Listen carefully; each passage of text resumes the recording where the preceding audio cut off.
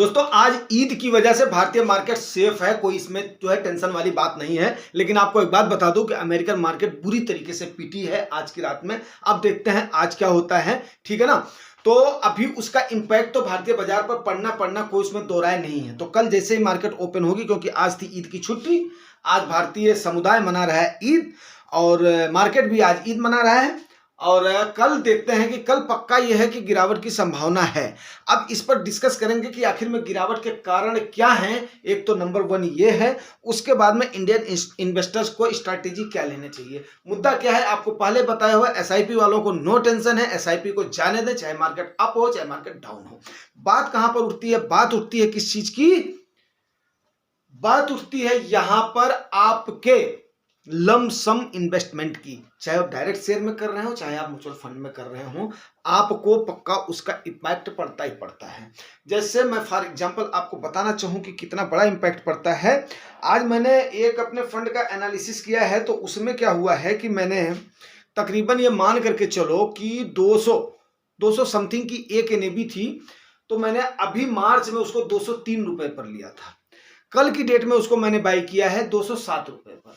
अब आप बताइए कि 4 रुपए पर यूनिट का हमने महंगा लिया है, वो भी कितना, 271 यूनिट। अब 271 यूनिट का आप सोच करके देखिए, 271 इंटू 4, 800 7 चौके 28, मतलब 1080 के आसपास। अगर मैं वही 4 दिन के पहले 3 मार्च को एक हफ्ते पहले खरीदता तो मुझे 1080 में तकरीबन 5-6 यूनिट मुझे ज्यादा मिलती। अब उसको अगर आप 10 सालों में या 20 सालों में कैलकुलेट करेंगे तो देखिए उसकी कंपाउंडिंग पे कितना फर्क पड़ जाएगा, कितना गुना फर्क पड़ जाएगा, ये देखिए।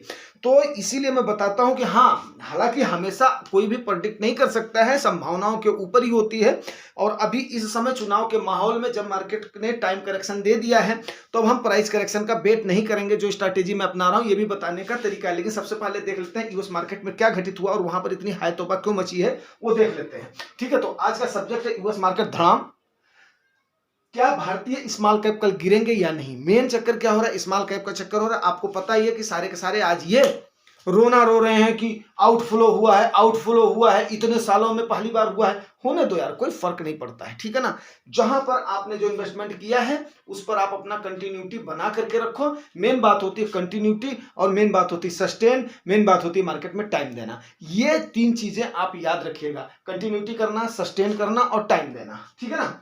ये मंत्र है, इसको याद रखिएगा। डाउ जोन्स आपका 1.9% गिरा है, S&P 500 आपका 0.95, यूएस मार्केट की बात कर रहा हूं मैं, नास्डैक आपका 0.84 गिरा है। स्मॉल कैप 2000, जैसे हमारे यहाँ पर स्मॉल कैप 250 होता है, S&P 500 होता है, ठीक है ना। ऐसे ही यहां पर क्या होता है, इनका 2000 है 2.78। सबसे ज्यादा पिटाई किसकी हुई, स्मॉल कैप की हुई है। तो आज की डेट में अगर मार्केट ओपन हुई होती तो इसमें कोई भी दो राय नहीं था, आज हमारे स्मॉल कैप्स का भी पतीला बजना ही बजना था, कोई इसमें दो राय नहीं है। लेकिन चलो ठीक है, अब ये देखा जाएगा कल। एक तो ये हो गया, दूसरा अब ये देख लेते हैं आखिर में कारण क्या हुआ है। कारण ये हुआ है कि अमेरिका के सीपीआई की जो कंज्यूमर प्राइस इंडेक्स है उसके आंकड़े आए हैं। उन आंकड़ों में क्या परसेंटेज रहा है, 3.2% की जगह पर जो एक्सपेक्ट किया गया था उसकी जगह पर आपका कितना आ गया, 3.5%, 0.2% जो है ज्यादा आ गया है। 0.2% ज्यादा होने की वजह से अब ह्यूज जगह पर काफी ज्यादा उसका इंपैक्ट पड़ा है, जिसकी वजह से ये हुआ है कि जो जून में रेट कट की संभावनाएं जताई जा रही थी, जिसकी वजह से अमेरिकी मार्केट थोड़ा सा अप की तरफ जा रहा था, ठीक है ना।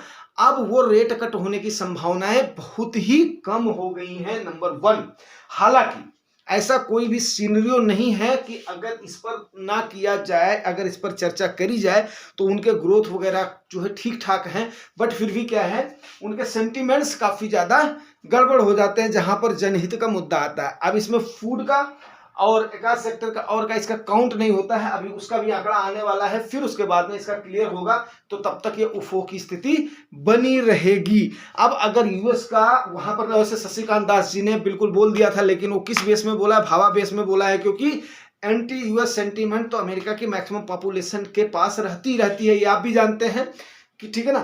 तो अब उन्होंने तो बोल दिया था हम अपना चल अकेला करते हैं, बट रियलिटी में ऐसा नहीं है। जो जानने वाले हैं वो इस चीज़ को जानते हैं कि ये रियलिटी में ऐसा पॉसिबल नहीं है, क्योंकि और जब जो है ग्लोबल विलेज है आज की डेट में, जब मार्केटों का लीडर वही है, यूएस की मार्केट ही है, तो फिर इंडिया उससे बाहर कैसे रह सकती है? ये तो खाली बोलने वाली बात हो गई, बट ठीक है, वो आज वहाँ पर उस पोस्ट पे हैं तो अब वो बोल सकते हैं, कोई बात नहीं। हम भी देखते हैं कि कल क्या इसका इम्पैक्ट पड़ता है, कि हम उसको फॉलो नहीं करते हैं तो उसको भी हम देख लेते हैं। वैसे ठीक है ना।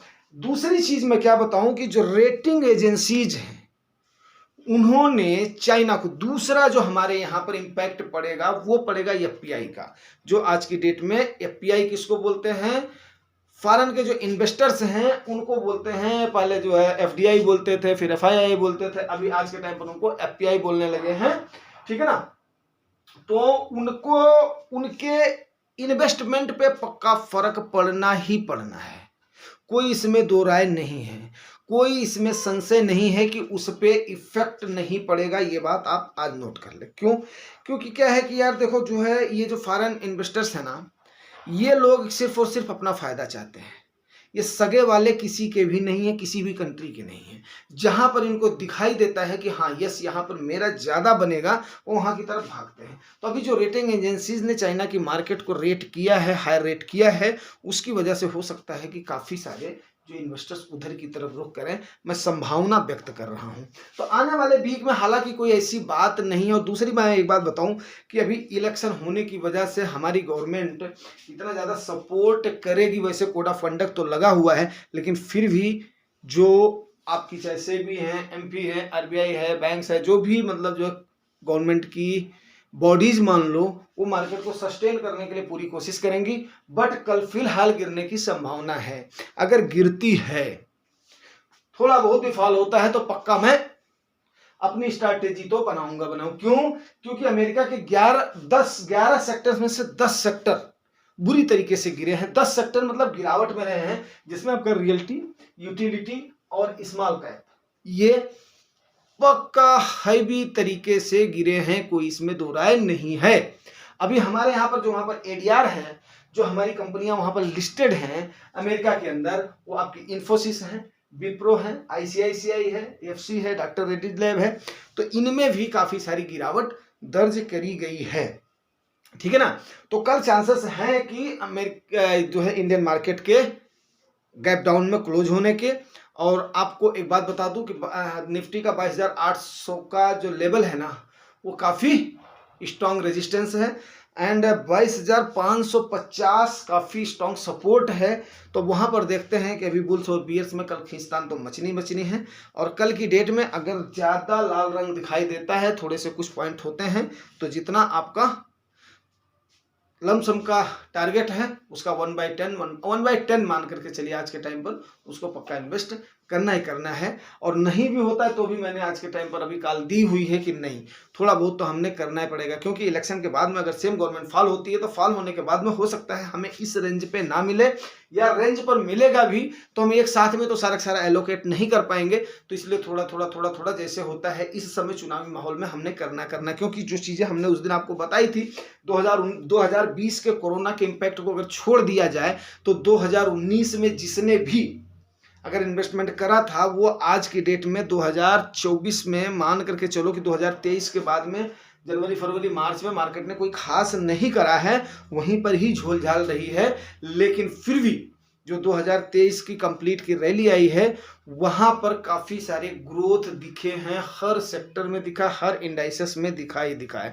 तो ये जो 2024 का साल है, वहां पर कोई ज़रूरी नहीं है कि इतना बड़ा कोई भूकंप आ जाएगा। जब तक कोई जियोपॉलिटिकल टेंशन नहीं बनती है, तब तक मेजर फॉल नहीं होता है, ये आप भी जानते हैं। अब जियोपॉलिटिकल टेंशन जब आएगी तब की तब देखी जाएगी, क्योंकि हम लोग डेली तो अर्न कर ही रहे हैं, मंथली तो अर्न कर ही रहे हैं, क्वार्टरली तो अर्न कर ही रहे हैं, 6 मंथली तो अर्न कर ही रहे हैं। उसमें मैंने बिजनेस क्लास को, उसमें मैंने नौकरी क्लास को, उसमें मैंने किसान परिवार को, उसमें मैंने सबको ही शामिल कर दिया है, ठीक है ना। इसीलिए मैंने daily, monthly, quarterly and half yearly ये बोला है, क्योंकि हर और ईयरली भी मान लो, क्योंकि कोई फसल साल में होती है, कोई फसल 6 मंथ में होती है, कोई फसल 3 महीने में होती है। बिजनेस की कमाई डेली होती है, नौकरी पेशा की कमाई मंथली होती है। तो वो मैंने सारा शामिल कर दिया। अगर आप अर्न कर रहे हो तो आपको इन्वेस्ट तो करना ही पड़ेगा। इन्वेस्ट नहीं करोगे तो आपका ग्रोथ कैसे होगा, ये बताओ। ग्रोथ नहीं होगा तो फिर आप कैसे अमीरी की तरफ आगे बढ़ेंगे। तो उम्मीद करता हूँ ये सारी जानकारी आपको मोटिवेट करेगी। अगर आपको मोटिवेशन बनता है, जानकारी अच्छी लगती है, तो दोस्तों रिवार्ड तो करना आपका भी फर्ज बनता है। रिवार्ड जरूर करना, लाइक से सब्सक्राइब। Thank you.